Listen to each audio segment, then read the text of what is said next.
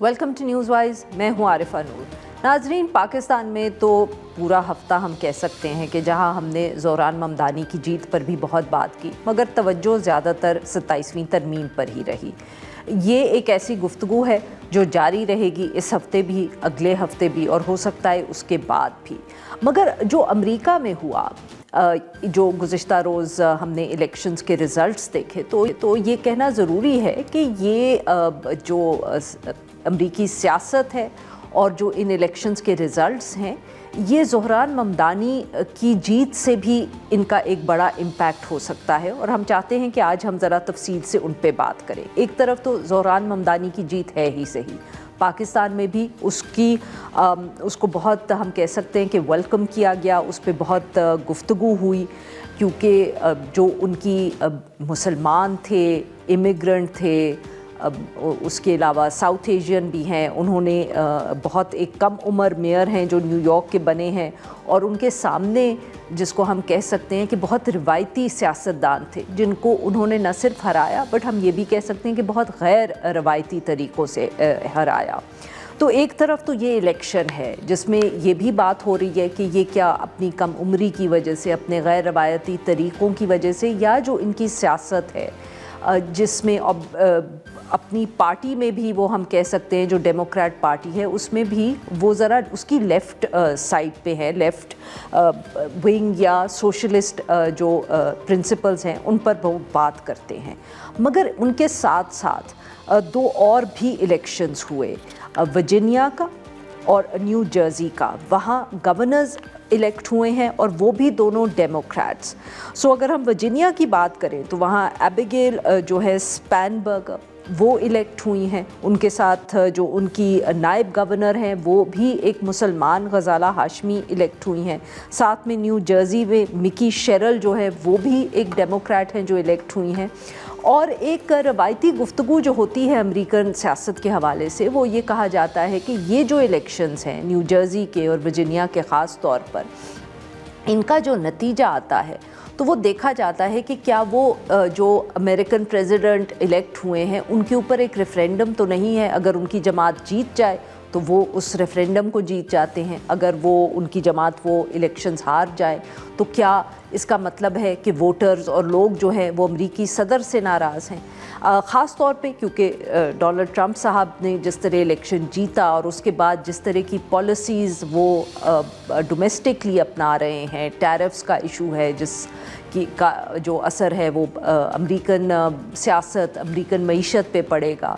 फिर उसके साथ साथ जो इमिग्रेशन की उनकी पॉलिसीज़ रही हैं और बहुत और इश्यूज़, और ख़ास तौर पे जो गवर्नमेंट का शट डाउन है कि बजट की ऊपर जो एक बहस चली दोनों जमातों के दरमियान, और क्योंकि उसका कोई नतीजा नहीं निकला तो इस वक्त हुकूमत जो है वो उनके पास पैसे नहीं हैं ख़र्च करने के लिए, तनख्वाहें देने के लिए। क्या ये उसका असर है?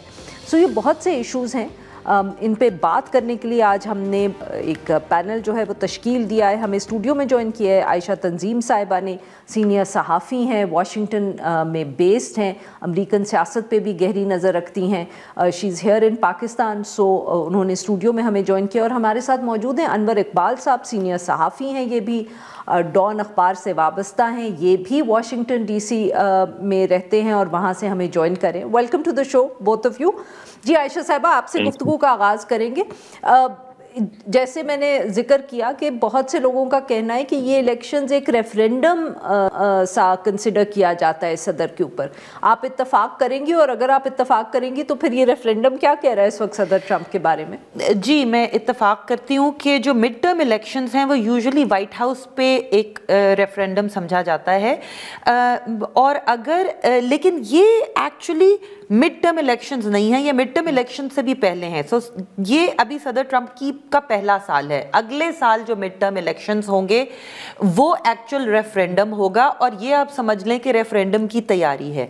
तो रिपब्लिकन पार्टी में काफ़ी तशवीश है कि अगर ये हुआ है तो क्या इसका मतलब है कि 2026 में जो मिड टर्म होंगे उसमें बड़े लेवल पे ये होगा, और हाउस और सेनेट जो इस वक्त दोनों रिपब्लिकन पार्टी के कंट्रोल में है, क्या वो उनके हाथ से निकलने का चांस है? کیونکہ یہ جو الیکشنز ہیں اس میں دیکھیں گورنرز کی ریسز ہیں اور میئر کی ریس یہ اسٹیٹ لیول پہ تبدیلی آ رہی ہے. لیکن جو جہاں تک, اور انور صاحب اس پہ بہتر بتا پائیں گے, میں تو پچھلے 2-3 دن سے ٹریول کر رہی تھی, ابھی پاکستان پہنچی ہوں, کہ جہاں تک میں نے دیکھا ہے خبریں کہ ریپبلکن پارٹی ابھی بھی صدر ٹرمپ کو ڈائریکٹلی کرٹیسائز کرتے ہوئے گھبرا رہی ہے اور ہیزیٹیٹ کر رہی ہے. تو وہ شٹ ڈاؤن کو بھی بلیم کر رہے ہیں, وہ یہ بھی کہہ رہے ہیں کہ ہمارے کینڈیڈیٹ کمزور تھے, وہ یہ بھی کہہ رہے ہیں کہ ہمارے جو ڈونرز تھے انہوں نے اس طرح سے ڈونیشنز نہیں دیں, اور ایک وہ یہ کہہ رہے ہیں کہ جو صدر ٹرمپ کے سپورٹرز ہیں جنہیں ہم میگا میک امریکہ گریٹ اگین کے حوالے سے میگا کراؤڈ کہتے ہیں, وہ تب باہر نکلتے ہیں جب صدر ٹرمپ کا نام بیلٹ پہ ہوتا ہے, اور جب وہ صدر ٹرمپ کو ووٹ دینے نکلتے ہیں تو ڈاؤن بیلٹ جس کو کہتے ہیں کہ اس بیلٹ پہ جس کا نام ہوتا ہے ریپبلکن اس کو اس سے فائدہ ہوتا ہے. مگر چونکہ صدر ٹرمپ کا نام بیلٹ پہ نہیں ہے تو وہ میگا سپورٹرز اس طرح سے نہیں نکلے. تو یہ اور اب یہ باتیں ہو رہی ہیں کہ 2026 میں میگا کو کیسے نکالا جائے. ایک اور چیز جو ہم نے دیکھی کہ صدر ٹرمپ نے اس الیکشن میں اس طرح سے کیمپین میں حصہ نہیں لیا جس طرح سے یوزلی پارٹی کا لیڈر لیتا ہے. وہ خود سے کسی کیمپین میں نہیں گئے, انہوں نے فنڈ ریزنگ نہیں کی, انہوں نے جو ریلیز میں سپیچز بھی کی وہ بھی کال ان کر کے کی, فزیکلی نہیں گئے. تو بہت ساری چیزیں ہیں ابھی, تو یہ بہت ہی بلیک اینڈ وائٹ ابھی سچویشن نہیں ہے.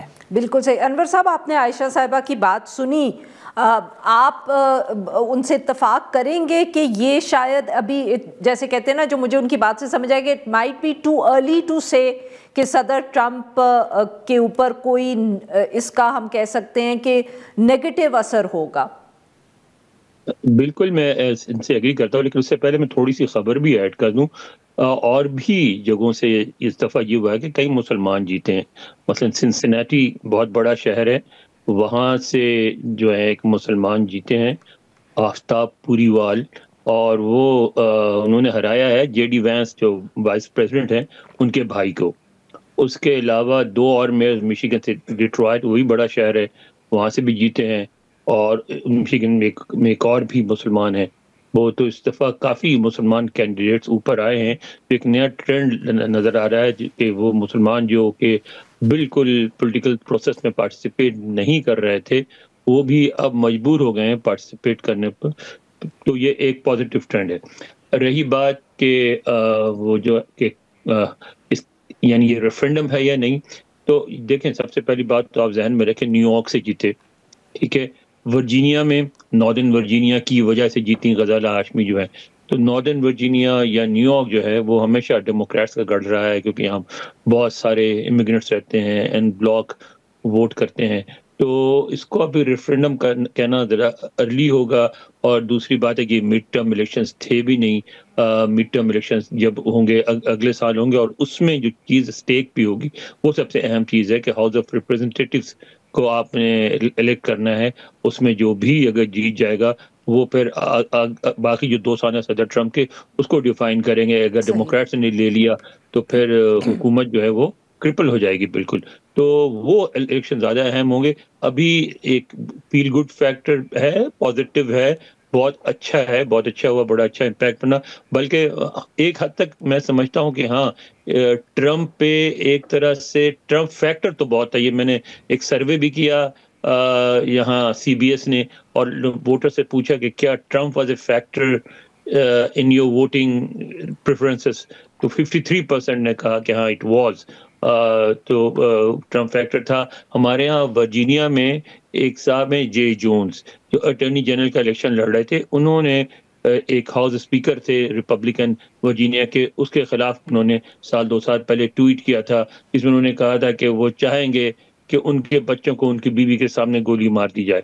اور اس کے بعد وہ اتنے ان پاپولر ہو گئے تھے. جو اسپین برگر ہیں جو ابھی الیکشن جیتی ہیں, انہوں نے ان سے سوال بھی کئی دفعہ کیا گیا, لیکن انہوں نے بھی ان کو اون کرنے سے انکار کر دیا. انہوں نے کہا بھی آپ کی مرضی, ووٹ دیں یا نہ دیں, ہم نہیں کہتے.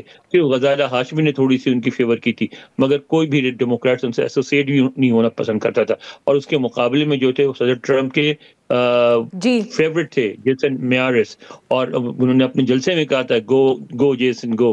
اور سارے سرپرائز ہو گئے جب جے جونز جیت گئے. جے جونز کی جیت بہت بڑی سرپرائز تھی. بالکل ٹھیک جی, اور اس میں کہہ سکتے ہیں بالکل صحیح. جی ناظرین یہاں پہ لیتے ہیں ہم ایک چھوٹی سی بریک. We'll be right.